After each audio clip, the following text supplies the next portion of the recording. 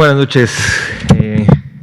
Soy el doctor López Ridaura, director del Senaprece, y hoy, viernes 16 de abril, aquí en Palacio Nacional, venimos a compartir con todas y todos ustedes, tanto aquí, compañeros, colegas periodistas, como en casa, pues el avance, el informe técnico diario de la epidemia por COVID-19, la enfermedad por el virus SARS-CoV-2, y como ya ha sido en rutina en este 2021, también presentaremos el avance en la vacunación.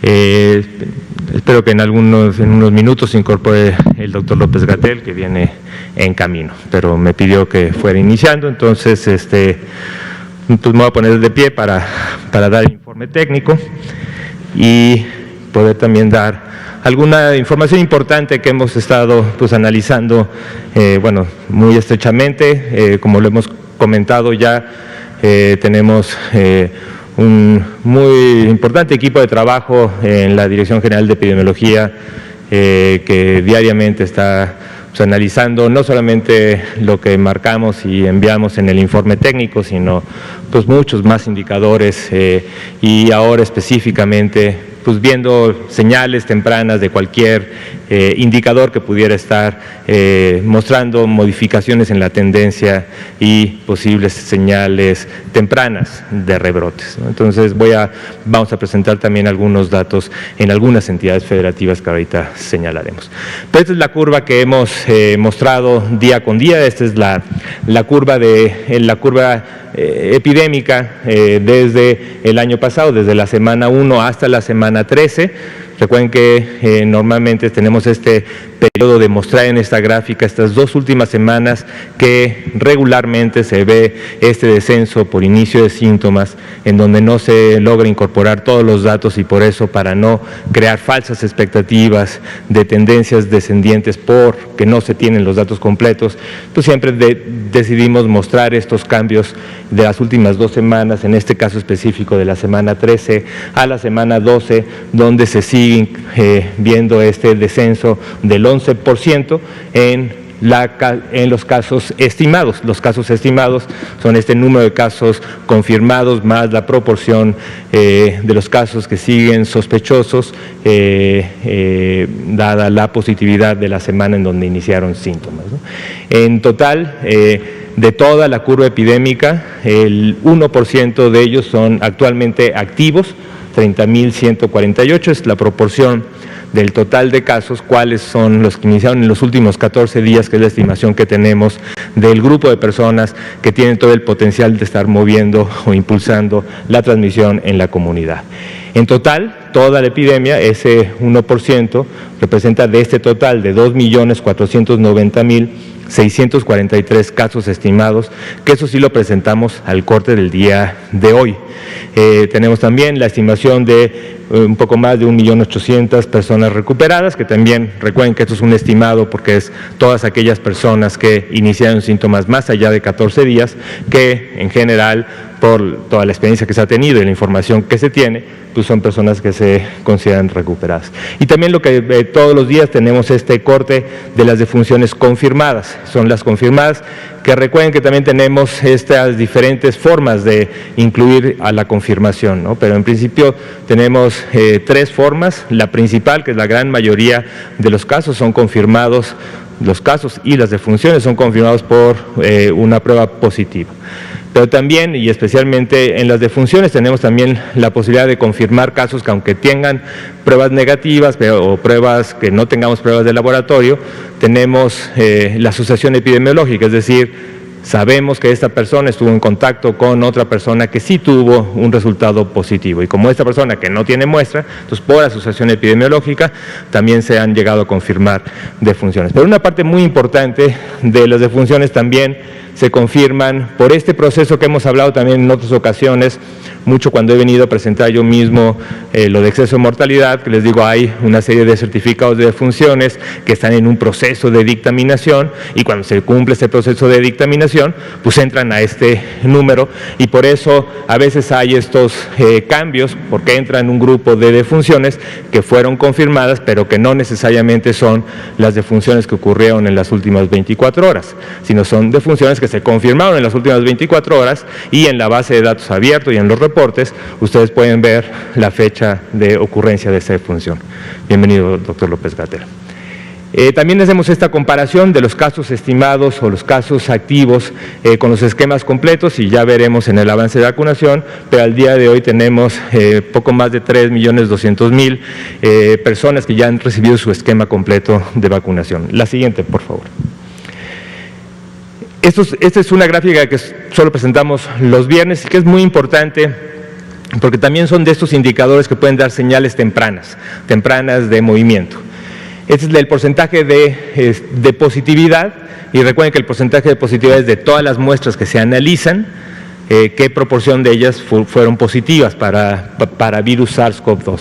Recuerden que en los tiempos más importantes o de mayor carga epidémica estábamos por arriba casi del 55% de positividad, o sea, más de la mitad de las muestras eran positivas, y en general tuvimos una meseta larga, pero ya llevábamos varias semanas prácticamente desde que inició el año, en la semana 2 de 2021, con una tendencia que iba disminuyendo. En esta nueva actualización, por eso se actualiza a diario con todos los casos que van empezando, y en la misma semana con respecto al 12 vemos un pequeño incremento de 2 puntos porcentuales, que es la primera modificación de la tendencia. Por eso no podemos hablar de una tendencia estable, todavía tenemos que ver más de 2 semanas para saber cuál es exactamente la tendencia, porque como pueden ver, pues en ocasiones hemos tenido que sube, que baja. Pero bueno, después de un descenso, esta es la primera vez que también presentamos un dato de que la positividad aumentó ligeramente, y la positividad actualmente en la semana 13 es del 23%. La siguiente, por favor. Y también presentamos los viernes esta gráfica que lo que muestra es cómo se ha ido moviendo también las tasas de letalidad.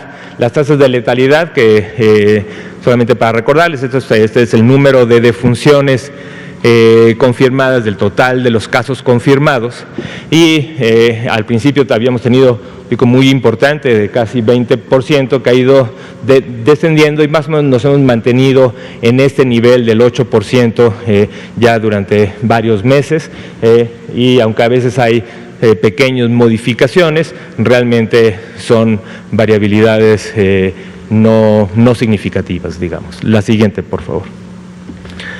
Y esta es la curva, pero de hospitalizaciones. Como pueden ver, también tenemos ya un descenso constante. Hemos también llegado, al igual que con los casos estimados, aunque no lo resalté, que hemos llegado ya con una diferencia importante de lo que fue el punto más bajo del primer gran brote que tuvimos. De este gran brote que tuvimos a finales de año y a principios del 2021, ahora ya estamos en un nivel que está inferior de lo que fue aquella, periodo entre los dos brotes. Y lo que podemos ver es que el 17% de las camas están ocupadas, y que ahora vamos a darlo con más detalle. La siguiente, por favor. En la siguiente lo que vemos es la distribución por entidad federativa de la ocupación hospitalaria. Esta es primero la parte de hospitalización general. Seguimos con este total de 30.679 camas totales, de las cuales están ocupadas 4.664, que refleja este 15% de ocupación nacional, y solamente tenemos una entidad, que es Puebla, que está entre 30 y 49% de ocupación. El resto, las 31 entidades restantes, están menos del 30%. La siguiente, por favor. Y en el caso de camas para terapia intensiva, importante, son camas, pero cuando hablamos de camas es también todo el personal, recursos humanos, recursos materiales, insumos para la atención de estos pacientes, y en este caso para los pacientes que requieren una asistencia de paciente crítico y especialmente de ventilación mecánica. Y tenemos que del total de las camas totales que tenemos, que son 11.186 a nivel nacional, 2.372 están ocupadas, lo que significa un 21%. Este cambio que también a veces hemos encontrado día con día, a veces suben, a veces bajan, y esto es una cosa muy dinámica, es un cambio con respecto al día de ayer, pero tampoco es un cambio significativo. Y lo que tenemos en este caso son 3 entidades, que es Chihuahua, el distrito, Ciudad de México y Tabasco, que están entre 30 y 49%, y 29 de ellas están con una ocupación menor del 30%. Así, en la siguiente vamos a mostrar lo que les mencioné en la parte introductoria. En este grupo, y digo, agradezco mucho al gran equipo que tenemos en la Dirección General de Epidemiología, que día con día está analizando estos datos, y mucho en estas semanas que hemos estado con un énfasis específico a buscar las señales, digo, no solo nacionales, sino en entidades federativas y a nivel municipal, para ver dónde podemos encontrar esas señales tempranas de posibles modificaciones de la tendencia. Y hemos identificado estas entidades federativas que voy a presentar rápidamente, donde son entidades federativas que ya encontramos un pequeño ascenso. Seguimos viendo, como lo presenté en la primera diapositiva, de la tendencia nacional, que seguimos con este descenso de casos estimados, pero ahora vamos a presentar algunos de los estados que ya en la semana 14, recuerden que nosotros lo presenté como en la semana 13, porque eso es lo que estamos presentando. Lo que estamos adelantando ahora es lo que estaríamos presentando el domingo para aquellas entidades federativas donde ya vimos un ascenso. Un ascenso que en la última semana, o a veces en las últimas 2 semanas, o sea, de la 14 a la 13, y en alguna ocasión de 14, 13 y 12, que ahora lo voy a reflejar.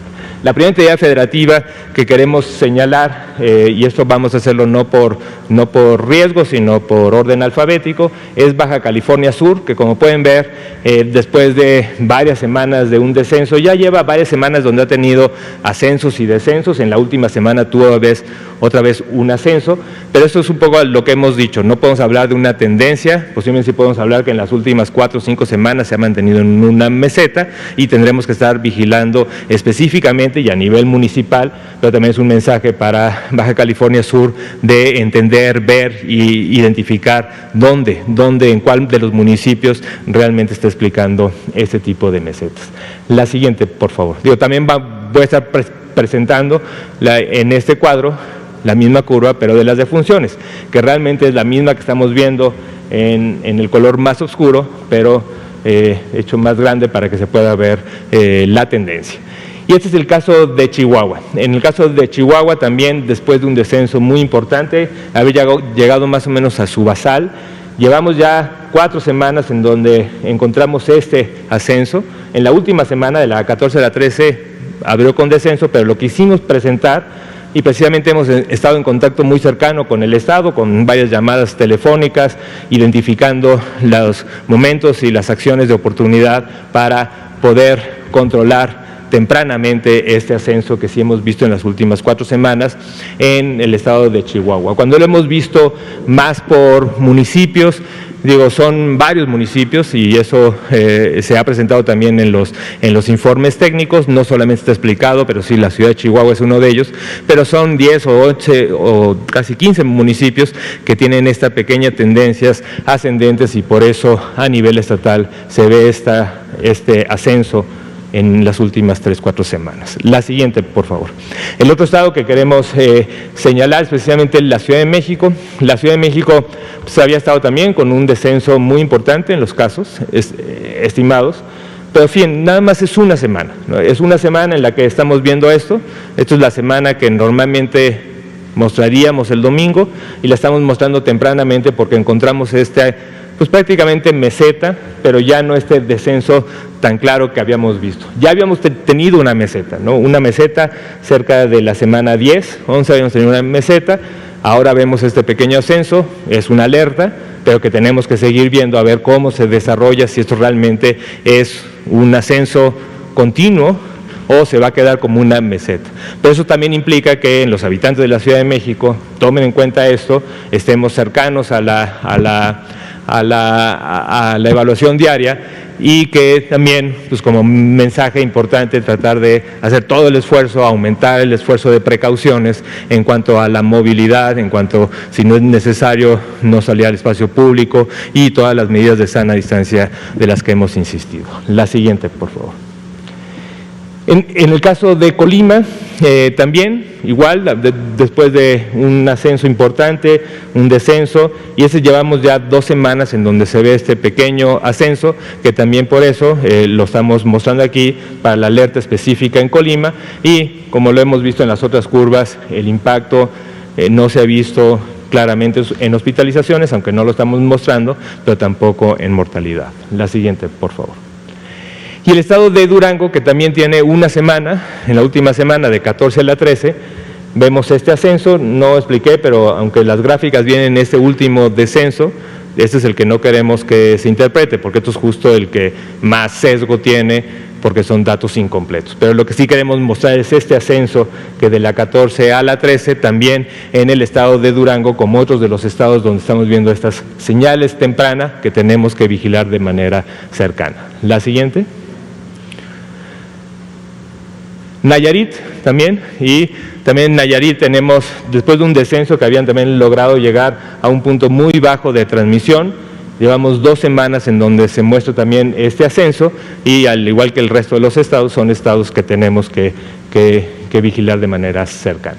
Y por último, el estado de Quintana Roo, que también hemos estado vigilando cercanamente, como todos los estados, hemos visto que también ya tiene 2 semanas de ascenso, y por eso también el llamado a Quintana Roo.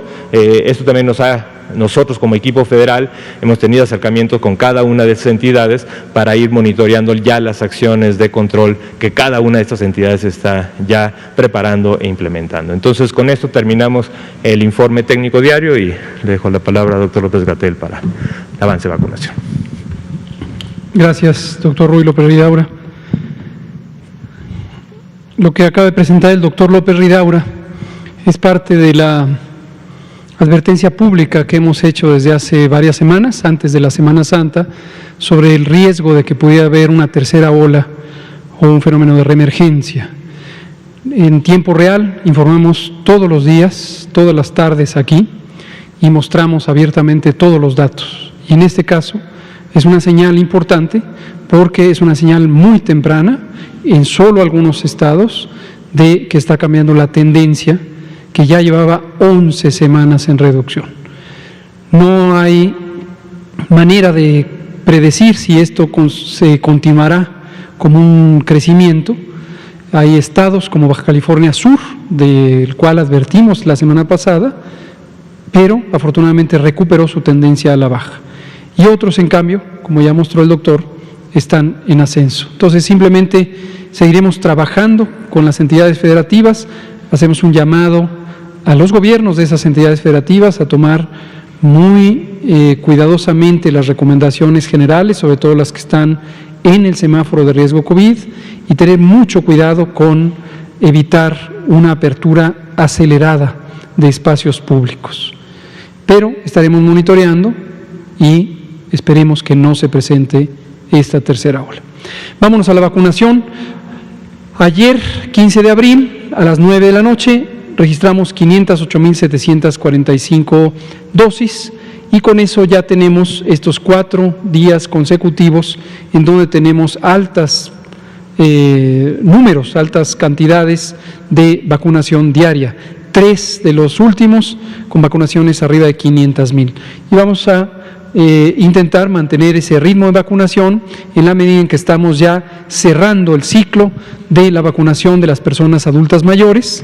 Prácticamente nos restan 7 días, quizá 9 en algunas entidades federativas, para cerrar la vacunación completa de primera dosis en personas adultas mayores, y al tiempo que está arrancando ya la segunda dosis de algunas personas, de acuerdo, dependiendo a la fecha necesaria a vacunar con la segunda dosis. Y también, como hemos anunciado ya desde el martes, y hoy por la mañana lo anunciamos conjuntamente con la Secretaria de Educación Pública, nos preparamos para el próximo martes iniciar la vacunación en personal educativo con un una sección independiente aparte del operativo Correcaminos. Llamamos a esto una sección u operativo independiente, no porque esté desconectada de la estrategia Correcaminos o de la política nacional, sino para señalar que hemos dotado al operativo de vacunación, al personal educativo, de un grupo humano específico, para no distraer recursos de quienes continuarán trabajando en las brigadas Correcaminos para completar la vacunación de personas adultas mayores, completar la vacunación de personal de salud de primera línea en sectores público y privado, y también para arrancar ya en mayo la vacunación de quienes tenemos 50 a 59 años de edad. La siguiente, por favor.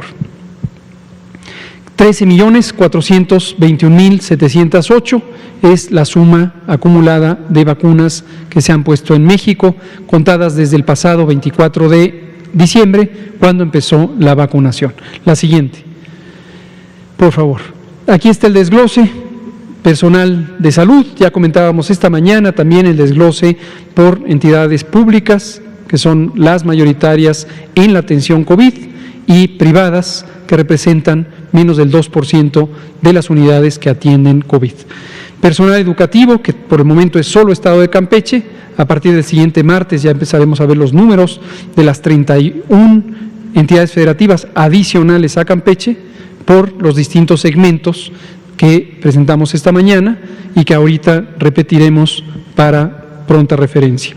Casi 10 millones, 9.900.992 personas adultas mayores han recibido algún momento vacunación. Aquí me quiero detener un momento porque sospecho que algunas reporteras, reporteros y seguramente allá en casa han tenido una inquietud que es la siguiente: si suman estos números, es una suma diferente a los 13.402.000 que acabo de presentar.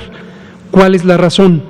Que aquí estamos hablando de personas con esquema de vacunación completo y nos referimos aquí a la mitad de esquemas o los esquemas completos. ¿Por qué razón? Porque 4 de las 5 vacunas requieren 2 dosis. Pero hay una que requiere una sola dosis, la vacuna CanSino. Entonces, cuando contabilizamos el número de personas con algún punto del esquema, ya sea completo o medio, no es igual a la suma de dosis aplicadas. Si hacemos el desglose detallado de quienes han recibido la vacuna CanSino, quienes han recibido las vacunas que requieren 2 dosis, la suma da perfectamente los 13.402.000. Consideramos que es una información demasiado detallada como para presentarla en el público general, pero vamos a poner a su acceso, para cualquiera que lo quiera consultar, esta misma diapositiva con unas sumas específicas de esquemas de 1 dosis CanSino y esquemas de 2 dosis, para que lo puedan consultar y corroboren que esto es así. Agradezco a pie de página que nos hizo el favor de señalar que eso podría estar todavía en inquietud de algunas personas. La siguiente. También nos han pedido, y lo agradecemos, cómo va la distribución municipal. Aquí está representado visualmente en 3 códigos de colores. El primer código es municipios en donde ya se concluyó a todas las vacunas de las personas de 60 y más años. Ya se concluyó, de acuerdo con el censo estimado. Por supuesto, siempre puede haber en algún municipio algunas pocas personas que por razones particulares no se vacunaron. Esto es importante para que no vaya a surgir una inquietud de que alguien que vive en este municipio diga, ahí dicen que 100% y a mí no me vacunaron. Puede haber algún conjunto muy pequeño de personas que por cualquier razón no estaban en el domicilio, no podían vacunarse, estaban enfermas cuando tocó la vacunación, puede haber. Pero en general se completó ya la meta. Me refiero precisamente a esas personas que pudieran tener la inquietud de que ya pasó el esquema de vacunación en su municipio, en su ciudad, y no fueron vacunadas. ¿Dónde, cuándo, cómo se van a vacunar? No se preocupen. En las siguientes etapas volveremos a los municipios a vacunar ahora a personas de 50 a 59 y después 40 a 49 y así sucesivamente. Y cuando eso ocurra, existe la oportunidad de que se vaya a vacunar a quien por alguna razón muy particular no fue vacunada. estén atentas del momento en que eso ocurra. Pero aquí está, como pueden ver, es prácticamente la totalidad del territorio nacional, de los 2.497 municipios. La siguiente. Ahí están, 1.550. Luego tenemos 239 municipios que le llamamos activos. En este momento están las brigadas Correcaminos vacunando. Pueden ver que ya son muy pocos los que están todavía en una fase activa de vacunación, todavía no se termina, pero ahí están las brigadas Correcaminos. Y finalmente, la siguiente nos muestra 658 que están programados. Aquí nos preguntaban hace unos pocos días, y lo contestó el doctor López Ridaura, sobre algunos municipios de Oaxaca, lo preguntaba Liliana Noble de Pulso Saludable. Están programados, como lo dijo el doctor López Ridaura, y ahora tocará en los siguientes 7 días, en esta semana que viene, con las vacunas que ahora mostraré que llegaron esta semana. Entonces, ya están perfecto. Entonces ya se están, algunos ya en actividad, otros ya siendo vacunados. Quien quiera hacer la suma, debe dar la suma de los municipios del país, menos 14 municipios. ¿Por qué 14 municipios? Porque conocemos que hay 14 municipios, particularmente en Chiapas y en Oaxaca, que tomaron la decisión a través de su cabildo de que no querían que se vacunara en ese municipio, por diversas razones, de convicción cultural, quizá religiosa, y tomar una decisión colegiada. Respetamos esa decisión, pero obviamente quien quiera vacunarse y viva en ese municipio no se puede quedar excluido por una decisión colectiva, porque los derechos de protección de la salud son tanto individuales como colectivos.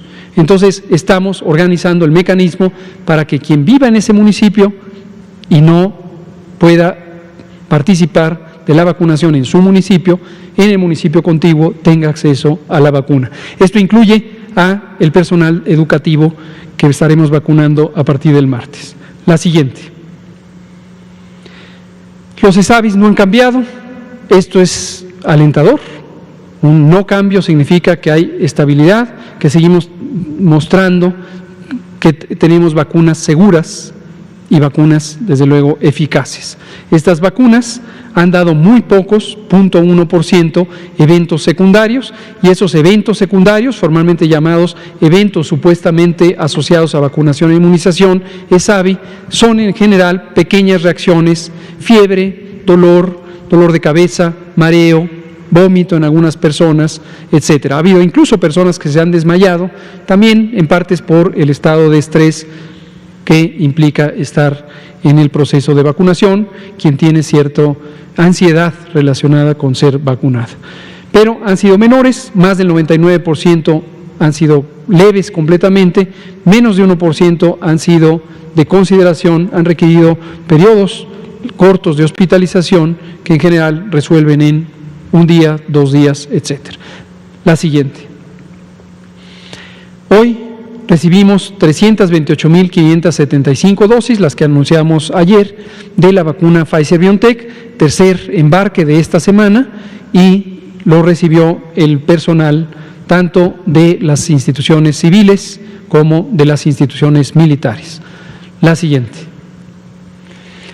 Quedando así la distribución acumulada de vacunas que hemos recibido en el país, contabilizadas desde el pasado 23 de diciembre, cuando recibimos la primera vacuna. 18.887.345 en estos números que se muestran aquí, que es la suma de las diversas vacunas con 5 tipos de vacuna que estamos usando. La siguiente. Y finalmente cerramos el calendario semanal con éxito. Todo lo que ahora aparece en amarillo y al inicio de la semana aparecía en color gris, ahora ha sido recibido. 3 embarques de Pfizer que suman 1.303.575, un embarque de 670.420 vacunas CanSino. Estas son las que se envasan en México, se hace el llenado y terminado en México, pero se fabrican en China, fueron liberadas por COFEPRIS después de los reglamentarios días de inspección para la verificación de calidad del producto. Y también de Sinovac recibimos ayer ayer jueves 500,000 dosis que las comentamos para un total de 2,473,995. Tenemos la llegada, vamos a ver un video y con esto terminamos la presentación. No, ¿verdad? Faltaba algo más, pero ya es todo. Perfecto, vamos a ver un video de la llegada de la vacuna de hoy.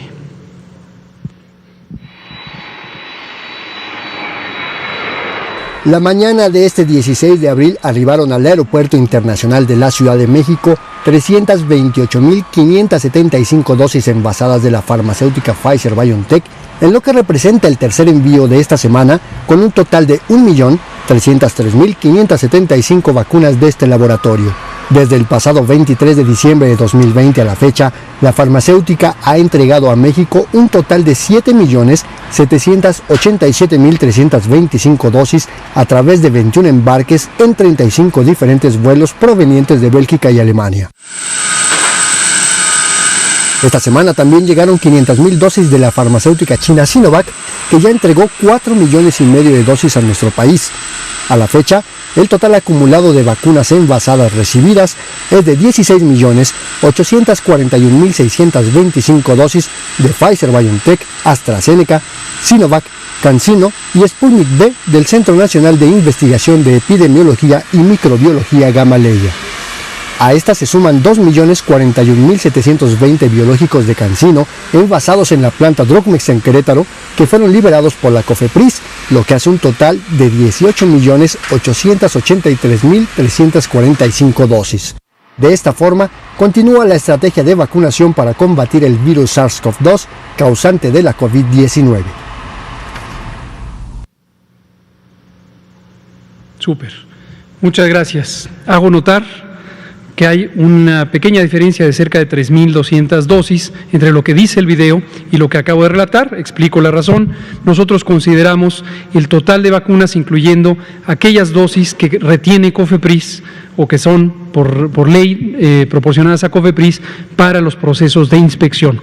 Mientras que aquí en el video se tomó la decisión, quien lo elaboró, de explicar o contabilizar simplemente las que van a ser usadas directamente en la población. La diferencia es mínima y se refiere básicamente al último embarque comentado. Muy bien, pues vamos a dar paso a las preguntas. Juan Hernández, Grupo Cantón, Periódico Basta. Arturo Contreras, pie de página. Liliana Noble. ¿Qué tal? Muy buenas noches. Juan Hernández, de Basta y Grupo Cantón. Ahorita con lo que acaba de presentar precisamente de estos estados en donde acaban de detectar este leve incremento de casos, bueno, no nos podemos retirar, en este caso yo me voy a referir a la Ciudad de México, que estamos hablando precisamente de un periodo electoral. ¿En qué alcaldías o en qué partes han encontrado este leve incremento? ¿Y cuál sería el llamado que le harían precisamente a estos candidatos que, bueno, con este mensaje que están dando, con esta, no sé cómo llamarle, alerta o advertencia, esa es la palabra, esta advertencia que están haciendo, pues que extremen sus precauciones, ¿no? Que independientemente de la actividad política que estén realizando, tienen que pensar precisamente en los ciudadanos y en la seguridad de ellos. Gracias. Muchas gracias, Juan. Sí, no sé, doctor López Rida, si quiere comentar, básicamente. Sí, gracias. Creo que es importante el tratar de identificar, en las entidades federativas, que tienen también muchas regiones muy diferentes y muy heterogéneas, rurales, urbanas, ahí cobra todavía más importancia. Dentro de zonas urbanas, como el caso de la Ciudad de México, el poder identificar estos que llamamos clúster de grupos donde pudiera haber brotes en comunidad, esto lo hemos estado viendo en prácticamente todo el país y mucho en las ciudades. Y en Ciudad de México sí tenemos y identificamos, pero todavía no son del número como para pensar así que el brote sea específicamente en colonias específicas. Hay mucha movilidad en la Ciudad de México también, entre delegaciones, entre alcaldías, entre colonias, y es difícil el poder ahora con esta señal tan temprana, el poder identificar dónde exactamente pudieran tener mayor precaución, y por eso pues el llamado es más general en la Ciudad de México como en las otras entidades. Gracias, doctor López Ridaura. Arturo Contreras, pie de página. Vaya.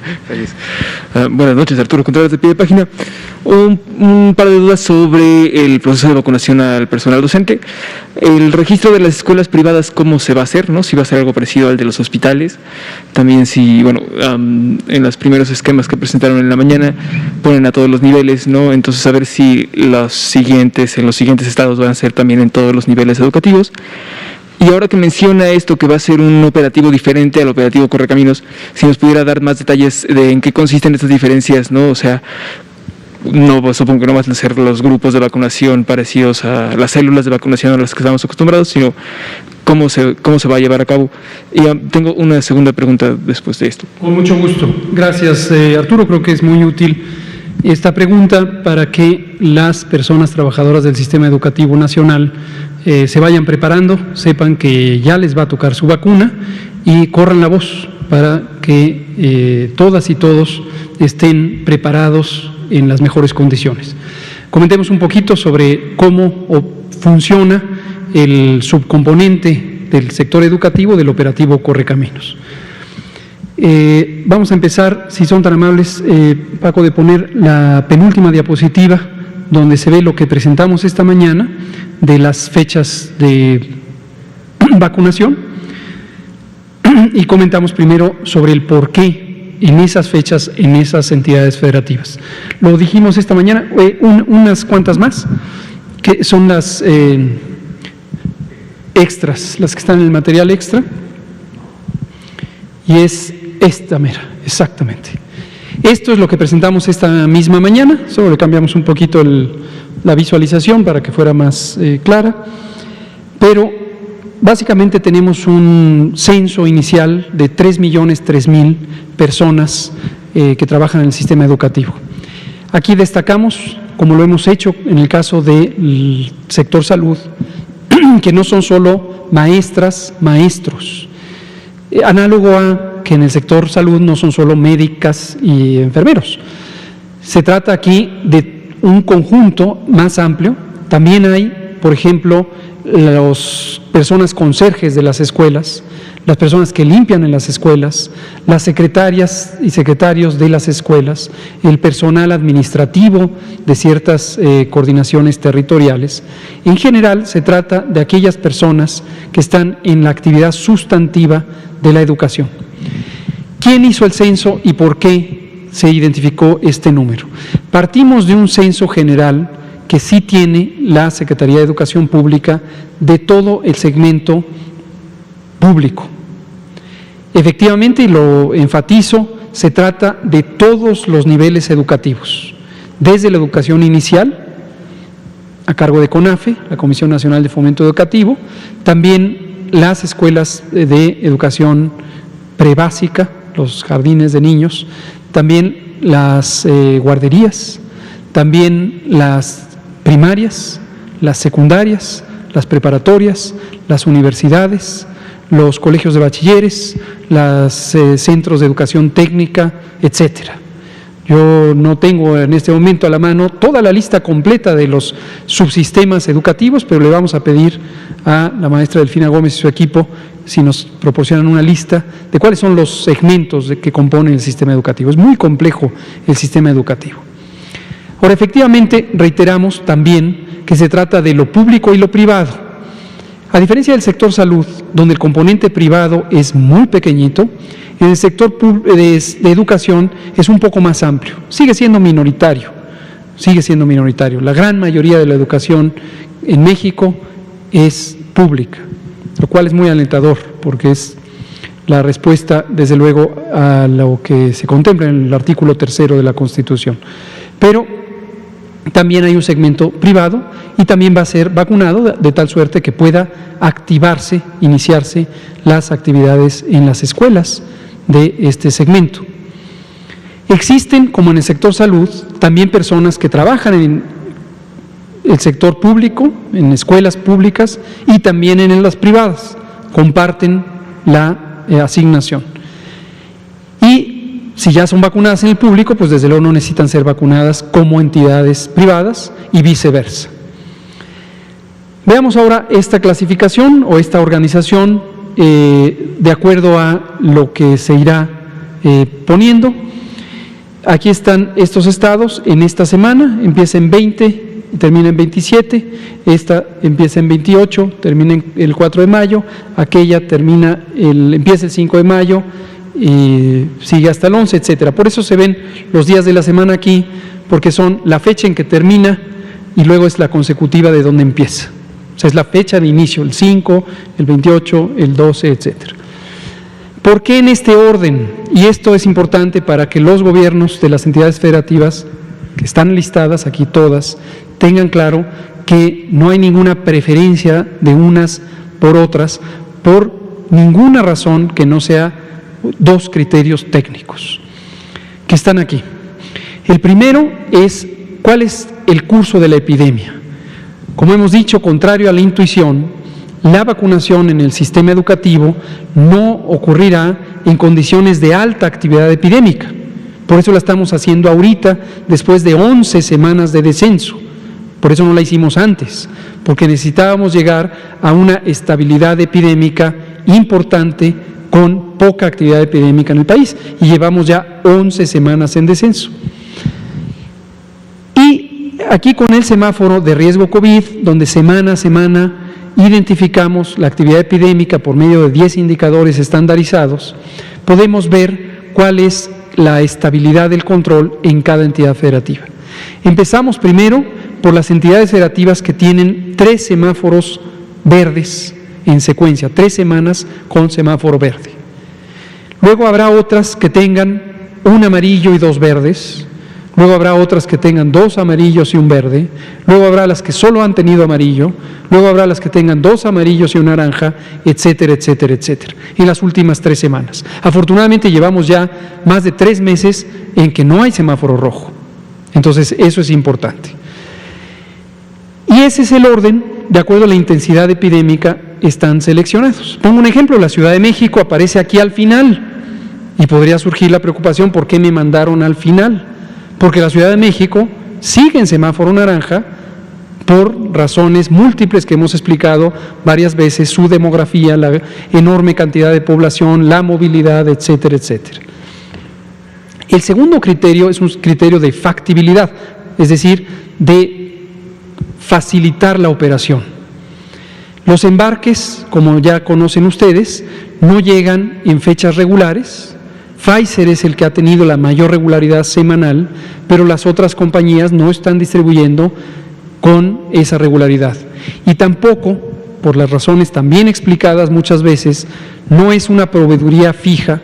Hay muy pocas compañías que producen muy poca cantidad de vacunas para el mundo y no obstante los contratos están dando vacuna cuando la tienen.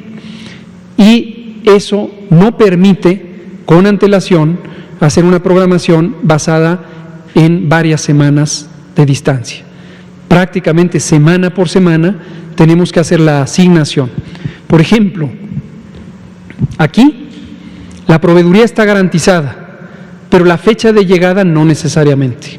Entonces tenemos que tenerlo claro, no necesariamente sabemos la fecha de llegada para esta semana o para esta semana, pero sí sabemos que va a llegar y esto es importante.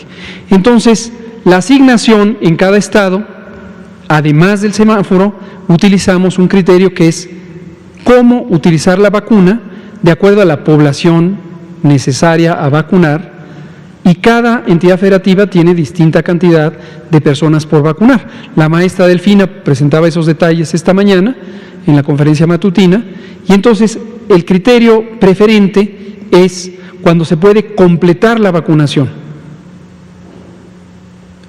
En esta semana, estos 5 estados van a completar la vacunación en personal educativo.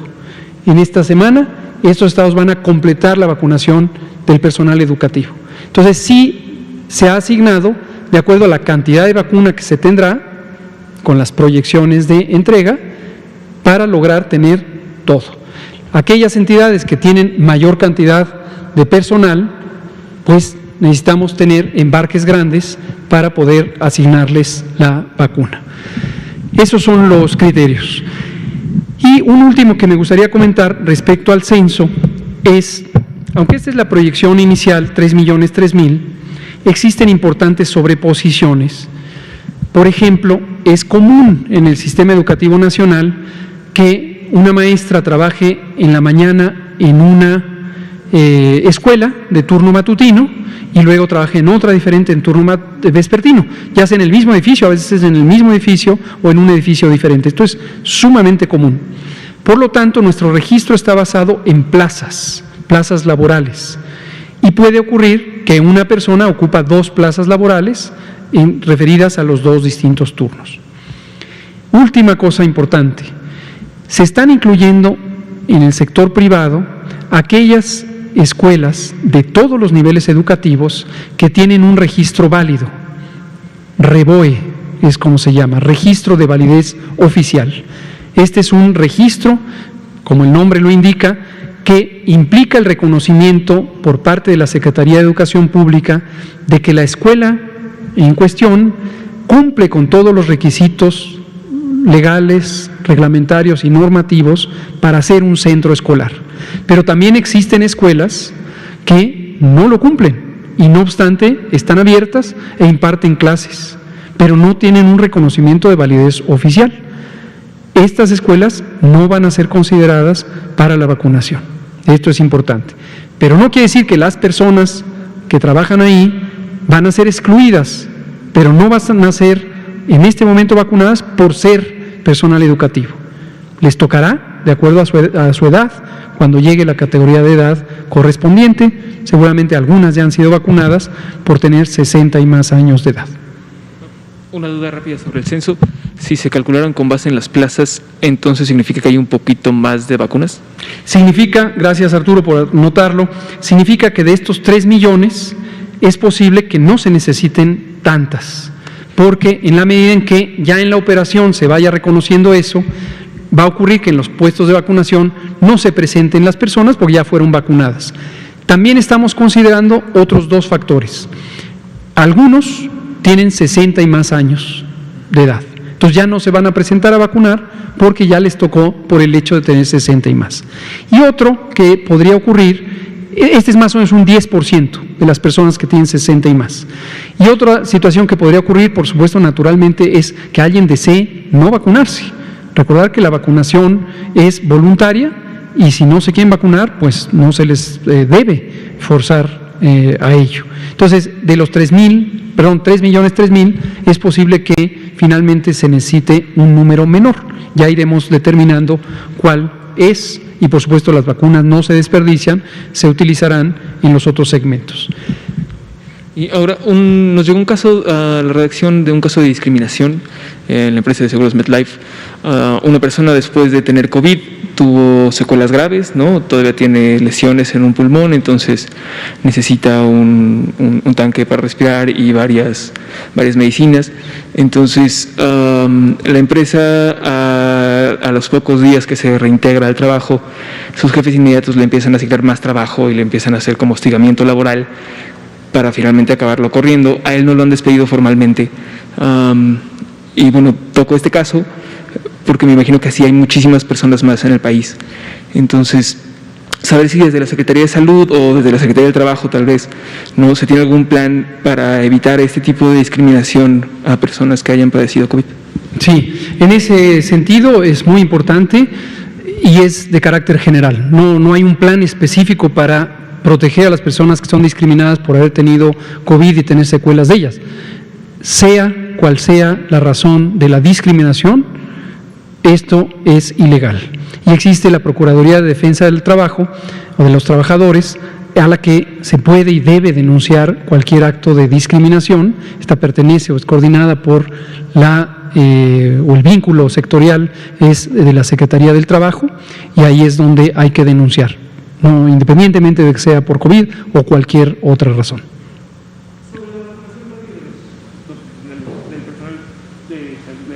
Del personal docente.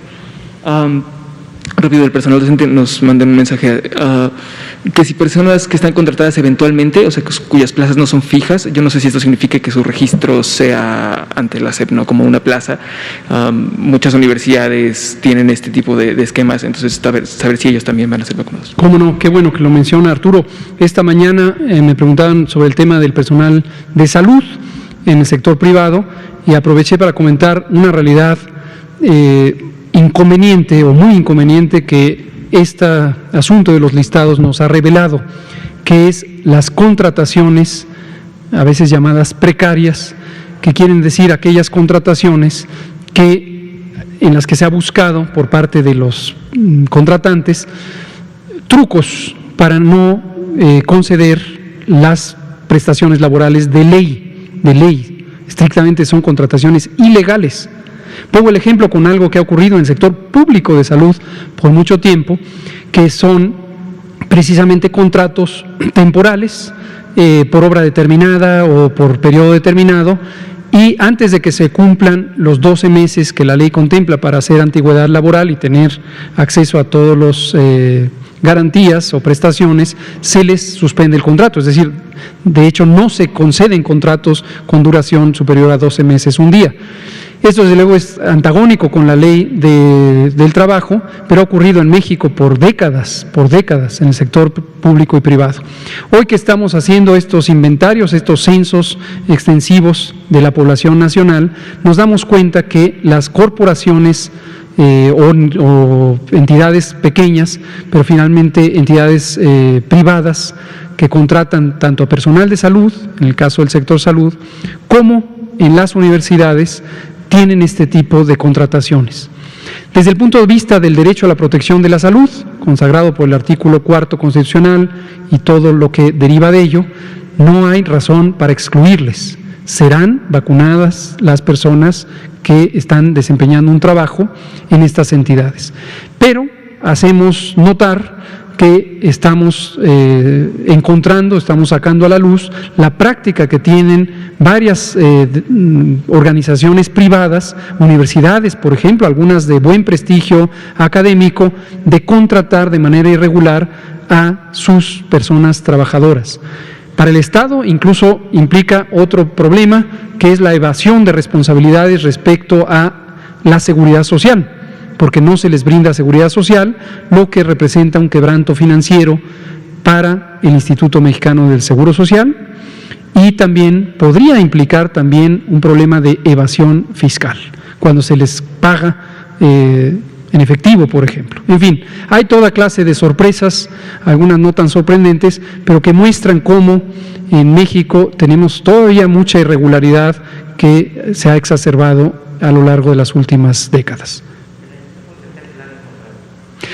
Lo estamos encontrando conforme vamos integrando padrones. Lo que yo comentaba esta mañana es que nos ha llamado la atención cómo al principio, en el caso del sector de salud, no encontramos un eco muy entusiasta por parte de las organizaciones que representan a las corporaciones hospitalarias para integrar padrones creíbles.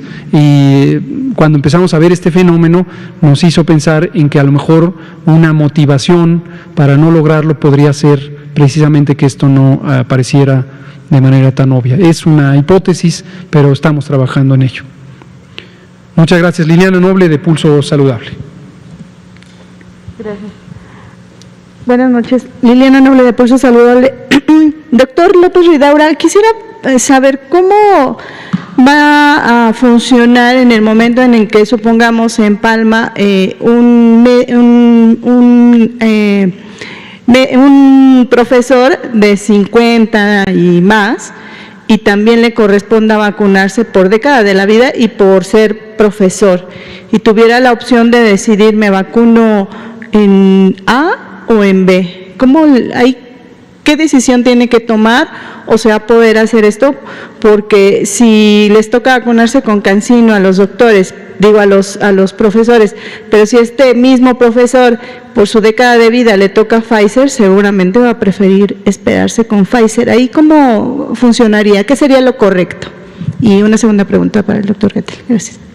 Sí, gracias. Creo que el primer mensaje que nos gustaría decir es, no veo por qué, no veo por qué se va a escoger Pfizer. Es muy importante recordar que las vacunas que están evaluadas, autorizadas, son equivalentes. Ha habido, y por eso el hablar sobre la eficacia de los ensayos clínicos Y sobre los datos muy tempranos que se están logrando de efectividad, que son pocos, pocos países lo están reportando, estamos y todavía incertidumbre sobre si lo que se encontró en ciertos ensayos, porque lo que se encontró en ciertos ensayos pues depende del tiempo en el que se hizo, la época en el que se hizo. Entonces realmente, y esto ha sido la recomendación y discusión en grupos científicos, son equivalentes en su eficacia y en su efectividad, y especialmente en la efectividad para casos graves. Entonces no hay así una razón obvia de que se escoja una vacuna contra la otra. Ahora, realmente sí puede pasar y no se va a restringir que si una persona llega a un puesto de vacunación porque le toca su edad y llega con su identificación y acredita su edad, no se va a preguntar si además es profesor para que se espere. Eso no va a pasar, ¿no? Se va a vacunar pues donde llega a vacunarse, ¿no? Sí va a ser posible que existan municipios que se activen antes, ¿no? Si yo tengo 50 años y el municipio en el que vivo se activó y todavía soy maestro, pero todavía no estoy en la semana, pues bueno, pues tal vez llegue antes la vacuna por edad a que llegue. Entonces yo creo que va a haber de todo. Lo que sí es importante es que todo esto se registre en una base de datos única. Y nosotros sí tenemos la posibilidad de estar cruzando los curvos, ¿no? Entonces, bueno, invitamos a que la gente no se doble vacune, ¿no? Eso es importante, no vaya a ponerse más vacunas de las que les corresponden. Y de todos modos nosotros sí tenemos este censo nominal para que no suceda esto, ¿no? Gracias. Y finalmente, doctor Gatell, el miércoles 21 de abril a las 5 de la tarde habrá una sesión en vivo con el doctor Alejandro Cravioto, que tanto le he pedido que pues a ver si había la posibilidad de que estuviera aquí con nosotros, pero entonces va a estar en este Facebook Live por parte de Secretaría de Salud. ¿Es una sesión abierta al público o solamente será una sesión para profesionales de la salud, o también los periodistas, como periodistas pudiéramos tener acceso para poderle hacer preguntas? ¿Cómo va a funcionar? Se está organizando todavía y lo vamos a anunciar próximamente. Sí.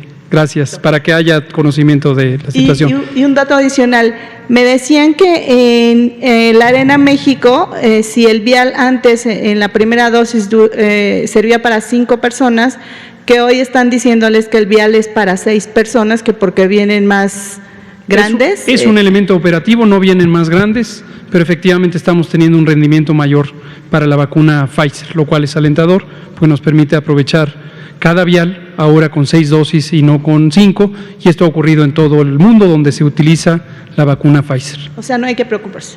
Nada, las personas, el público en general no tiene nada que hacer al respecto, eso es para nosotros que nos está funcionando mejor el operativo.